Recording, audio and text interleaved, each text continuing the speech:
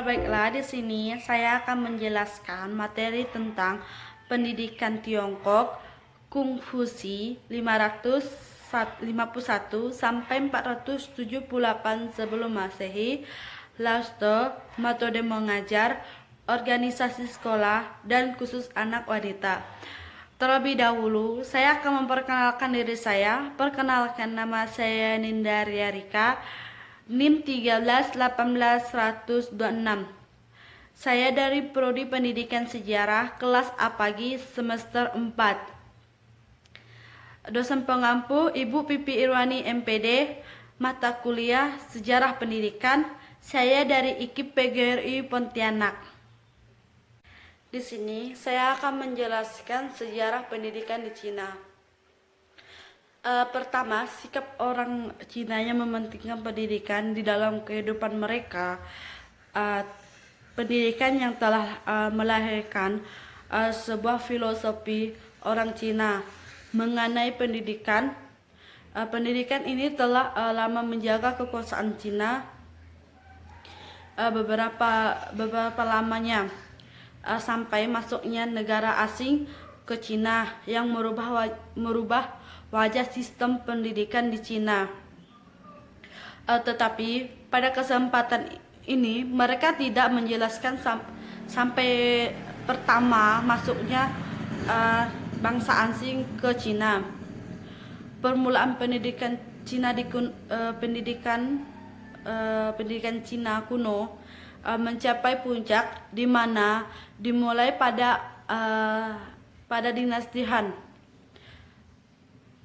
di mana ajaran Kongfusi kembali lagi diangkat dan diterapkan dalam kehidupan masyarakat Cina. Yang sebelumnya ajaran mereka tuh dihapuskan oleh penguasa sebelumnya. Masyarakat Cina menganggap pendidikan sejalan dengan filsafat, bahkan menjadi alat bagi filsafat yang mengutamakan etika. Anggapan ini membuat pendidikan di Cina mengiringi kembali popularitas aliran filsafat Kongfusi di dalam masyarakat Cina pada dinasti Han. Banyak sarjana-sarjana yang kelak memimpin negara yang telah membuat dinasti Han sebagai salah satu dinasti yang besar di dalam Cina. Di sini mereka menganggap bahwa di dalam dinasti Han itu dinasti yang paling besar, di mana banyak mengeluarkan sekali sarjana-sarjana. Sistem pendidikan dikembangkan oleh mantan pengikut Kongfusi telah merupakan sebuah golongan yang terkenal dalam sejarah Cina dalam menentukan perjalanan kekuasaan dinasti Han, yaitu kaum Genreti. Kaum Genreti merupakan salah satu komunitas orang-orang terpelajar yang memenuhi pendidikan yang sistem ujian negara. Sistem pendidikan yang diterapkan oleh pemerintahan pada saat itu awalnya bertujuan untuk mencari calon-calon pejabat pemerintah yang beraliran komunis. Jepang, pendidikan didasarkan atas tingkat daerah, distrik, kembali sekolah-sekolah sampai pada akademik ibu kota yang terbagi ke dalam 3 tahapan. Sistem ujian ini dinilai sangat berat dikarenakan dari banyak orang yang ikut ujian ini hanya beberapa orang yang bisa lulus. Kekaisaran dinasti Han telah memberikan dasar-dasar sistem ujian dari daratan Cina, walaupun selanjutnya ada perubahan penambahan.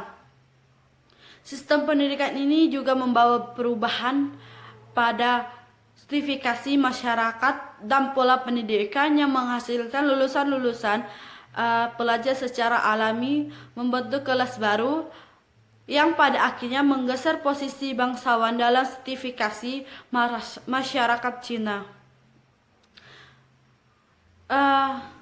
sepenuh pemandangan orang dari pemilihan harta atau keturunan, tetapi masyarakat memandang orang dari jenjang pendidikan yang telah ditempuhnya. Di samping itu, kaum Genriti ini diberikan penghormatan dan penghargaan berupa hak-hak istimewa dari pemerintah masyarakat. Pada dinasti Han sudah terdapat sebuah sistem pendidikan yang ketat. Para pengikut komunis yang berada pada daerah distrik mendirikan sekolah-sekolah bersifat informal. Sekolah bersifat informal dikarenakan proses mengajar dilakukan secara terikat oleh tempat, waktu. Dengan menggunakan gambar yang tertera dalam pembelajaran yang diketahui, metode mengajar digunakan para guru menyampaikan materi pelajaran. Jadi, dari gambar dan penjelasan tersebut dapat diketahui bahwa metode mengajar digunakan oleh guru pada saat itu adalah metode eksploratif. Ceramah penyimpulan ini dikarenakan dilakukan dengan metode eksploratif, di mana guru lebih aktif di sini dalam transfer ilmu kepada siswanya.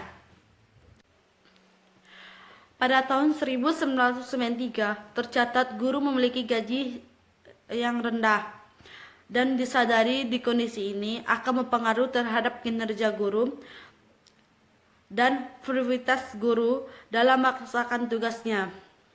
Bagaimana kita dapat menuntut guru untuk melaksanakan tugasnya dengan optimal kalau dirinya sendiri dalam kesehatan diri dan keluarganya belum terpenuhi. Pada tahun 1998, dana dari negara untuk pendidikan hanya 940 miliar UN. Dengan dana sebesar itu, tidak banyak yang bisa lakukan untuk mengembangkan dunia pendidikan yang harus melayani masyarakat dari 1 miliar orang. Ling Qing memandang bahwa pendidikan yang bertanggung jawab adalah pemerintah. Pendidikan dasar, khususnya untuk wajib belajar, sangat tergantung pada akumulasi dana dan dari pemerintah. Demikian juga untuk pembiayaan, pendidikan keterampilan dan pendidikan tinggi sangat tergantung pada dukungan dana dari pemerintah. Hanya permasalahannya adalah semua harus diatur dengan undang-undang. Beberapa informasi lainnya terdapat digulirkan di Cina adalah diperlakukannya wajib pendidikan dasar 9 tahun dan menghapuskan buta huruf bagi anak muda dan setengah biaya. Inovasi ini berhasil meningkatkan tingkat pendidikan nasional secara berarti. Pendidikan tinggi dikembangkan secara cepat dengan beberapa perubahan awal. Di antaranya, pembelajaran dikembangkan dan menekankan para peningkat kualitas siswa, seperti mengembangkan karakter siswa sebagaimana penguasaan pengetahuan atau kognisi, penggunaan teknologi informasi dalam pendidikan juga telah berhasil mendorong percepatnya modernisasi, kombinasi kesejahteraan dan status sosial guru telah banyak dikembangkan dan membuat profesi guru mendapat respek dan penghormatan dari masyarakat sekitarnya. Di dalam sejarah ajaran Confucius berpusat pada cita-cita hidup yang baik.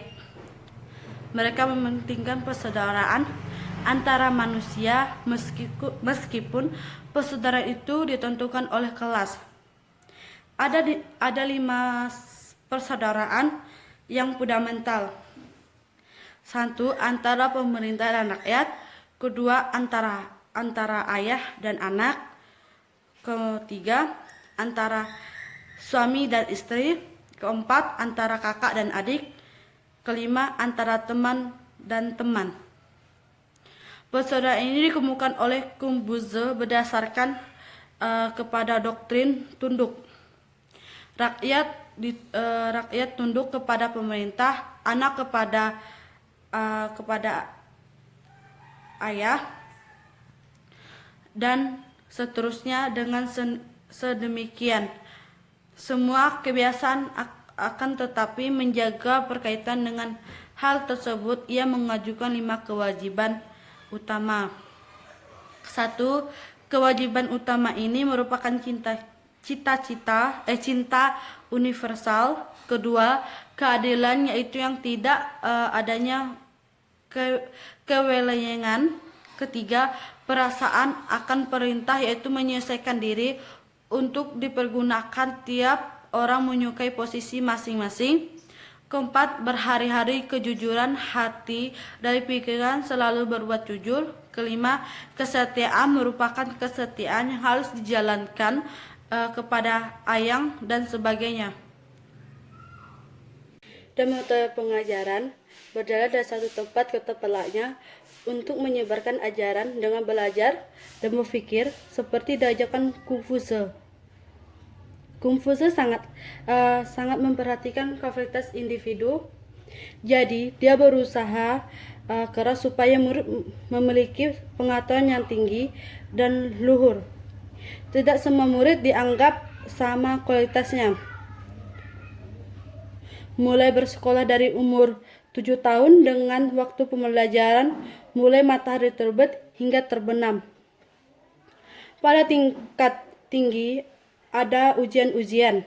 Dengan ada ujian ini, swasta menyumbang besar terhadap stabilitas pemerintahan. Pendidikan anak laki-laki lebih diperhatikan ketimbang anak wanita. Anak-anak laki-laki menjalani hidup dalam dunia pendidikan. Umur 10 tahun lebih harus belajar sungguh-sungguh tentang membaca, menulis, berhitung, dan harus taat pada gurunya. Umur 13 tahun mulai belajar musik, nyanyian, dan tarian. Umur 15 tahun belajar memanah. Umur 20 tahun menerima tanda berupa tutup kepala sebagai tanda sudah menjadi orang dewasa. Umur 30 tahun kawin dan berumah tangga. Umur 40 tahun diperkenakan menempati jabatan lebih tinggi tingkat kedua. Umur 50 tahun dikenakan menempati jabatan tingkat 1. Umur 60 tahun semua jabatan harus dilepaskan. Sekian yang bisa saya sampaikan. Jika ada salah kata atau kurang penjelasan tentang materi saya mohon maaf. Sekian materi yang dapat saya sampaikan. Sekian dan terima kasih.